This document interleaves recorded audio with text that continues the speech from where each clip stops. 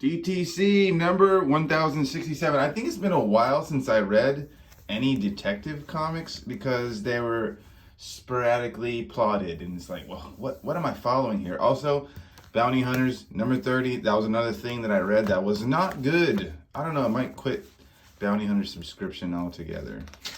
That kind of sucks. I like balance. All right, but last issue, he was being chased by this wolf man when they were chased into, of course, Mr. Freeze. He's a doctor. He's a doctor too. Mr. Freeze's lair. But at least Batman has like thermo heat thingy. But you can see here, they were facing off. But they got cut short because this is not where you're gonna fight Batman and whoever that wolf was. He was like one of Arzen's men, who you'll find out who Arzen is later. Oh look, here he is. That's the guy.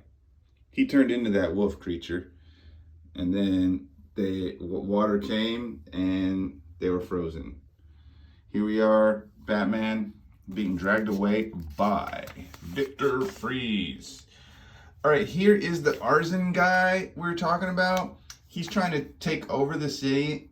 This is right here, the construction of the site left by Arkham Asylum. He bought Arkham Asylum, and here we have Victor Freeze helping to thaw out Batman. All right, there's Nakato, whatever his name was, the mayor. He's there. Arzen is the guy with the scarf. Yep, and then as you can see, he jumps in the car. Master Arzen. He's got these three awful looking bad guys. Of course he's a bad figure working with him. Something happened in Detective Comics Annual. I don't know if I remember that, but it's this reality engine. The channeling the powers once again. Definitely didn't read that.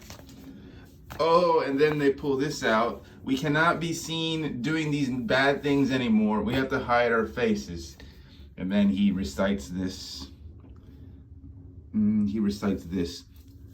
What fool poet thought the vizard an aegis to shield the adornment from evil and pains?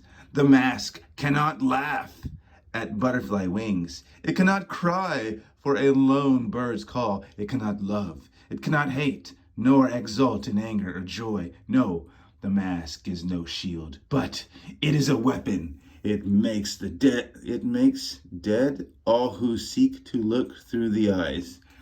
And we see Batman waking up. Victor Freeze, it's been 6 hours. You lay unconscious. I could have ended you, or I could have watched you descend into painful hypothermic death, but you didn't. You do have an uncanny persistence, Batman. You're a better man than that, Freeze. That's enough, Batman! So right here, he throws him a canister of flash freeze, whatever, just to use for later. And he tells them how him and Batman are so much alike. Back before all these years, he was fighting for Nora. I did read this a long time ago. Nora came back to life. He brought her back to life and turned on Victor. And she ran off, and now he's pining over her. But like Batman, he tried all those years to fight for Nora, to do all those illegal things for her life only, just like Batman fights for the city of Gotham. Yeah, so he's kind of secretly helping him. Here's the Arzen guy again. You know, he's reminiscing about his dead father, his mom. I think, is that her? I'm not sure. I went to look. I don't remember if that's his mom or not. But anyways, tonight is the night.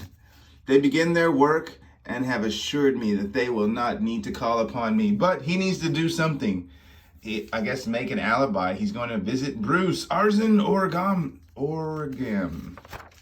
So, obviously, his two henchmen blowing up Wayne.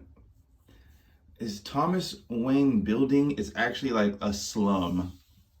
And right here, we're going to be friends. Here's his mom in a meeting.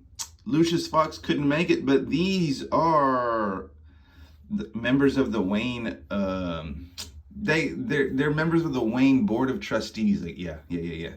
And she's like gonna buy. She's saying she wants to buy the Narrows, the low income housing projects in the Narrows, the one they just blew up. She wants to buy it. I don't know how, or I mean, obviously they're killing people, but a lot of people are getting out. Maybe they didn't blow up the actual buildings, but something nearby, because looks like people are running out. I don't know. Some people are fighting back. Here's one of the goons, the third goon we didn't see. And back to mom in the, yeah, she's trying to buy the thing. And they say, heck nah, we will not entertain the proposal yet. Yeah, I'm afraid you have misjudged our commitments to that part of the city. We will not entertain a proposal. And I did not expect to be entertained, Mr. Phillips, but you will allow me to convince you. And then right here, she like convinces them pretty strongly. I don't know if this is some kind of black magic or what, but after she convinces them, a week after the deal is concluded, you will take a well-deserved vacation on yachts, in hotels, and on island getaways. And there, you will kill yourself. Sleeping pills, slit wrists, lost at sea, what have you. And when I have left this office, you will be unable to recollect anything that was said through the mask. But you will know and act per my permission and my instructions at all costs. And then we cut here. There's Two-Face fleeing the scene of the crime, even though he wasn't a part of it. He probably lived there and had some henchmen there. All right, these guys, they're talking about how they're like our dead parents. Well, his dead father, his dead parents. Yeah, my parents' name is plastered all over the city. And then Batman gets a text. Bloop, bloop, bloop, turn the news on. Boom. Thomas Wayne Estate Towers has been rocked by an explosion. And this is where you'll have to excuse me. We have to part ways here. And that's when they part ways and Batman flies into the damage, destruction. But this is just like the bigger picture of arson coming into Wayne's life. I think he will find out that this is Batman. I mean, why not? How could he not? Whenever he's like, oh, Batman appeared. But yeah. Detective Comics, it's actually getting pretty good, so we might start reading that also.